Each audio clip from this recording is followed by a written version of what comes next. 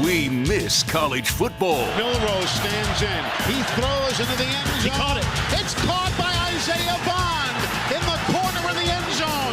Touchdown, Alabama. We can't wait for the 2024 season. Hands it off to Edwards, who will bounce it outside. Got him at 40. Got him at 30. Donovan Edwards is in the clear. His second touchdown run of the ball game. This time from 46 yards. And Michigan has taken a 13-3 lead on the second touchdown of the night from the man who was not tripping. And we're counting down the days to kick off. Are we there yet? No. Are we there yet? I said no. Are we there yet? What's wrong with your ears? Here is your college football fix, only on the Zach Gelb Show. All right, welcome back in. Hour number 2 of our radio program. That's right, it is the Zach Gelb Show on the Infinity Sports Network. We are 115 days away until Kentucky football kicks off its season against Southern Miss. And now joining us is their star defensive lineman in Deone Walker. And I see this guy's name rising up the early 2025 mock NFL drafts. Like, I'm a nerd when it comes to football mock drafts. I've already peeked those out. And I saw NBC had him as a top 15 pick next year. Deone, appreciate the time. Thanks so much for doing this. And how you been? I've been good, man. Thank you for having me. Well, thanks so much for coming on. So in your sophomore season, you had a big jump from your freshman year. How do you look back at last season individually for you? I feel like it was a great season. You know, I still left a lot of plays out on the field. And, you know, I'm just not too happy about how our season ended. What kind of jump are you looking to make in year 3? I know you guys started off strong. Down the stretch, it didn't go your way. We talked about the big jump that you had individually as a player and some of the national recognition you received. But as a program and then also for you individually, what kind of leap do you think you guys could take this year? As a team, you know, we got a lot of leaders. You know, we lost some key components, but we brought in a lot of guys from our transfer portal. You know, all of our guys got a lot of experience. We got experience at every position group. And I just feel like we have a bunch of leaders. There aren't any just one set of leaders. If somebody has something to say, they're going to step up and say it. And I feel like that's going to make our biggest jump for this next season. Let me get to the quarterback position. We know you can hit the quarterback. Now, you don't hit your own quarterback in practice because then Coach Stoops would probably throw you out of the practice facility. But Brock Vandegrift, what do you think he could bring to this football team this year? Brock, you know, he's a gunslinger. He's very, you know, poised in the pocket. That's one thing I do like. You know, he's always happy. He's going to uplift you no matter what. You could be having a bad day. He's going to come over, tell you you're going to be all right. You have a bad practice. He's going to try and make you laugh, try and make you get over it, you know. And that's some great things that we need out of our quarterback, because as long as he's happy, if he's making everybody else happy around us, our team morale is going to stay up always. Talking to Deone Walker right now, everyone notices your size. I don't think you get enough praise, though, for your quickness. Do you feel like your quickness is an underrated part of your game? Because when I was watching a lot of the tape last night, that's what jumps out to me, how damn quick you are getting to the quarterback. Yeah, you know, not too many people my size can move like me, you know, so it'll just sneak up on people, you know, and that's one reason I feel like I did so good my sophomore season, because nobody was really expecting me to be as quick as I am, be as fast as I am, and be as active with my hands as I am. So, yeah, I say it sneak up on people a lot. Let's say someone has never seen Deone Walker play football. How would you describe what that looks like? Yeah, I'll say, you know, he's an active wrecking ball.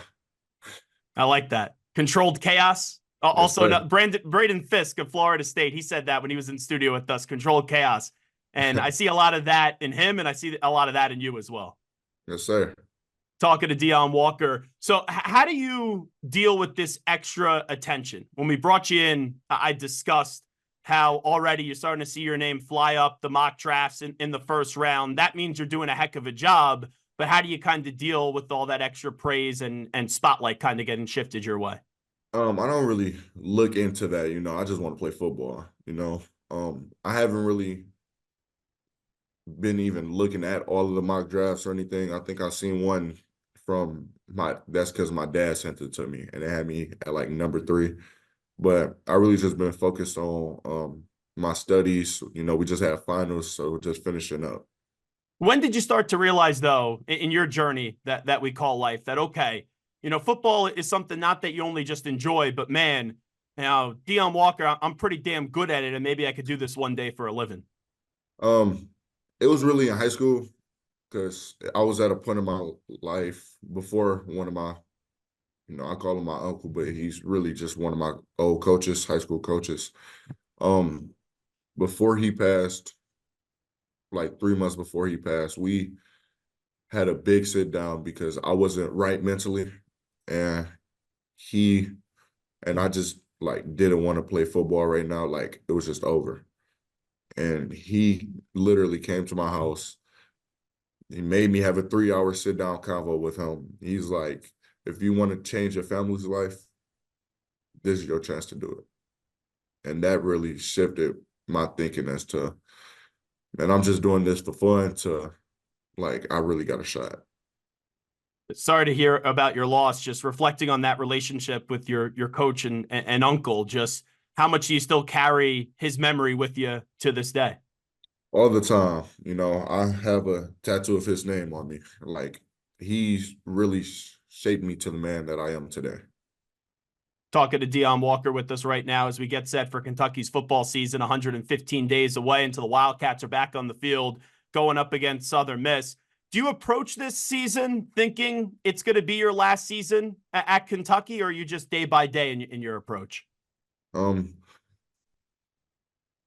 Yeah, I want to approach it as, you know, I'm trying to leave this year because that's going to have me leave it all out there, no matter what. That's going to have me, you know, just going 110% every play. So I feel like I'm going to always look at it as this is my last year, than rather, no, that's okay. We got 2 more, you know, just dilly-dallying. Who's your favorite player, by the way, in the NFL? Like growing up, who was someone that I don't know if you modeled your game after them, but you really paid attention to and you became a fan of? It was Calais growing up. Love that. Yes, sir. Calais Campbell, right? Yes, sir. Man, have you ever met him? Have you ever had any conversations with him? Just wondering. No, I want to, though. Well, we all know he's a big dude that can move quickly, and he's going to the Hall of Fame one day. So I know it speaks for itself, but just having your defensive line kind of mindset, what are the things that you really enjoy about his game? About his game, he just knows the game of football well, like so well. He knows what run blocks he's getting. He knows what run scheme he's getting. He knows the tendencies of whichever O-line he's going against. You know, he's just a film warrior.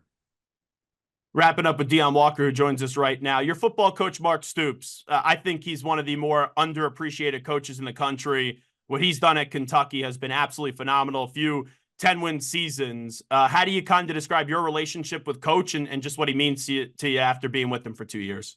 Coach Stoops, that's family.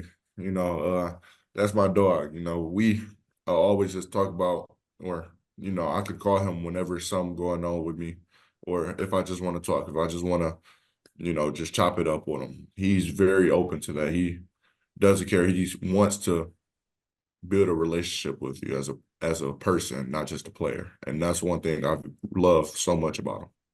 You know, change is part of football, right? We see players leave, we see coaches leave. When there was all that speculation that he was going to be the next coach of A&M and you knew you were coming back or maybe you're going to hit the transfer portal, just how did you kind of process that? And when you found out that Coach Stoops was staying at Kentucky, just what kind of emotion did it bring? That's another part into saying like the relationship, because when I seen all that, as soon as I seen it, I just called him up and like asked him, like, are you leaving? He's like, I said that I was gonna go on a visit. I never agreed to anything. And he was like, he kept it real with me. He like, I don't know if I'm gonna agree to it or not. But like that's all that I ask, is just for him to be honest. Why did you elect to stay at Kentucky? Because you could have gone into the transfer portal. I'm sure you could have got a crazy NIL deal somewhere else. But what made you say, okay, I want to continue to be a Wildcat? Just because I'm loyal to who's loyal to me. And Coach Stoops, all in all, not leaving and choosing to stay at Kentucky really showed his loyalty to the team, to the organization, and to the school. Wrap it up with Deone Walker. A few more minutes on the Zach Gelb Show as we get you set for Kentucky's football season, 115 days away, and a little college football fix. What do you hope to prove this season? Just wondering. That I just want us to get over that hump, you know. I want teams to know, I want people to know that Kentucky's a team to be reckoned with.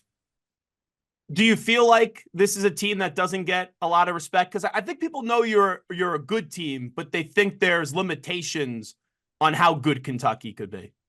Yeah, and you know, I hate the back talk. Oh yeah, Kentucky just can't never get over that 10-win season. Can't never get over the hump. We're gonna try our hardest to show them this year. And last thing I'll ask you, I'll end you on a fun note because, right, you're a big guy, I'm a big guy. We all know big guys. We like to eat. Let's say you're not in training, right? You're not counting the calories. You're having a cheat meal. What is the Deone Walker cheat meal? Just wondering. Man, I say some lamb chops, macaroni. It'll be a whole feast. But how many lamb chops can you take down? Can I take down? I'd say I'm somewhere in the double digits for sure. Sure. But for me, it'd be about 3-4 lamb chops, some mac and cheese, some greens, some baked beans, some ham, you know, just a little bit of everything. And this has been a running question on the show. This is like the biggest character evaluation I have in a human being. When you're eating wings, do you go ranch or blue cheese? Ranch. Really? Ranch. Oh my! This is now 3 straight football players. Joe Alt, Braden Fisk, and now you that say that they prefer ranch over blue cheese. What is it with ranch? Because I'm a blue cheese guy. Ranch is just so good.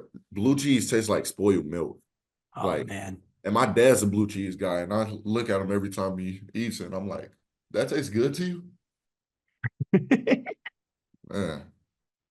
That's amazing. Well, I really enjoyed our conversation today. Good luck this upcoming season, all your future goals. Thanks so much for doing this, Deone. Sir, thank you.